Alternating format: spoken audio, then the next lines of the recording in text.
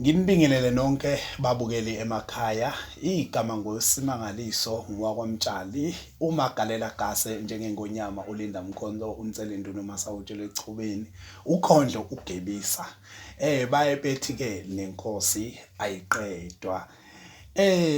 Lana ke siniphathele uhlelo olushasha umacekeceke wohlelo eseniphathele lona eScott eMtshezi elibizwa ngokuthi Zikhiphani eMtshezi. Nobani ke lolu hlelo silikhandele wonke umuntu ukuthi nobani wamukelekile ukuthi angeza azoziveza kulolu hlelo. Lukhandelwe ke abantu ukuthi noma ngakuthiwa iliphi uhlelo obhizi ngalo emphakathini noma into osuke ubhizi ngayo emphakathini, it's either uyi-artist uyacula noma usomabhizinisi noma ngabe yini nje oyenzayo, any activities nje oyenzayo emphakathini or in your personal life oyibonayo ukuthi maybe abantu bangayijabulela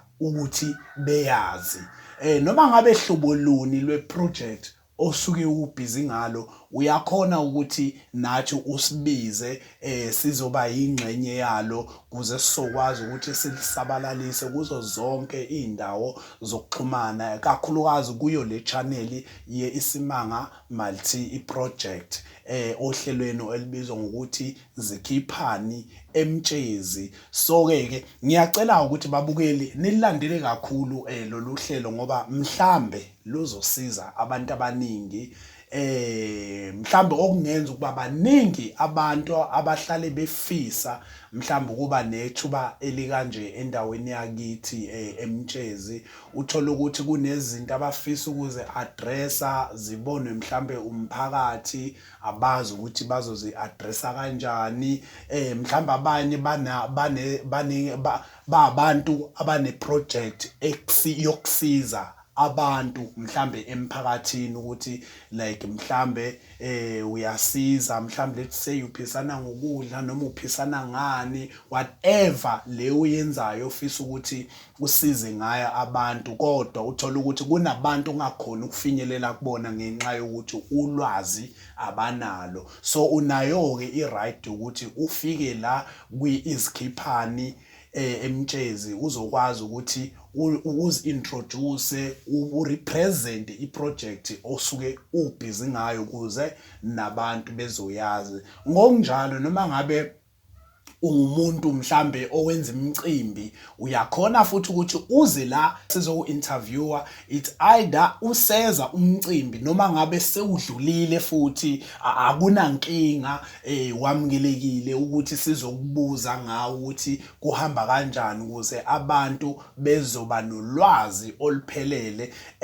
Nanoma kuthiwa usomabhizinisi ufuna ukumakethisa ibhizinisi lakho, mhlambe abantu abakazi lutho ngalo noma alikakacaci kubantu abaningi, uyakhona futhi ukuthi uze kuthina la kwi-Izikhiphani eMtshezi uzokwazi ukuthi ke nake usizakale futhi nakhona sisabalalise iproject noma umsebenzi osuke ubhizi ngawo. Ngokunjalo ke namaciko amaningi, khona amanye amaciko uthola ukuthi asephumelele kodwa abazi ukuthi like kunabantu abafisayo ukufana nabo empilweni kodwa abazi ukuthi kumele benze njani, nanokuthi nichazele ababukeli ukuthi nidlule kuziphi ingqinamba kuze nifike la enifike khona.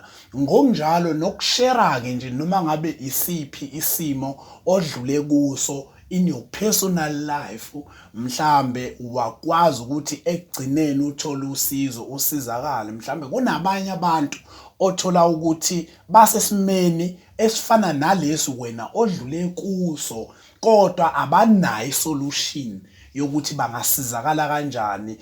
Mangabe wena uzile kulolu hlelo uzokwazi ukuthi usize nabanye abahleli emakhaya abanenkinga abangazi ukuthi bangasizakala kanjani noma bangadlula kanjani kuleso simo leso. So ke siyacela ke babukele emakhaya, sicela nisabalaliseke leli page izikhiphani emtshezi.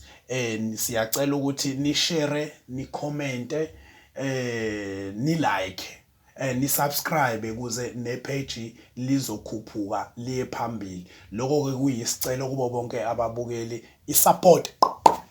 Siyanithanda nonke mtshezi. Bye.